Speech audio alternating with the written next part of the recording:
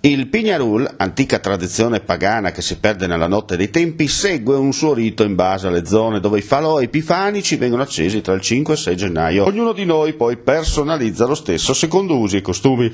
Ieri sera alle porte di Udine, per la precisione a Pradamano, invece della classica donna brutta a bordo di una scopa a rogo, un fantoccio con le sembianze di un terrorista dell'ISIS. L'iniziativa è stata pensata e messa in pratica da un privato cittadino. Si noti bene, all'interno della sua proprietà ha la presenza di un centinaio di amici. La foto del fantoccio del terrorista in fiamme si è rapidamente diffusa in paese, destando sconcerto. Non posso che dissociarmi, mi sembra un gesto fuori luogo, afferma il sindaco di Pradamano Enrico Mossenta. Secondo la mia personale opinione, tanto rumore per nulla, ingigantita dai social network.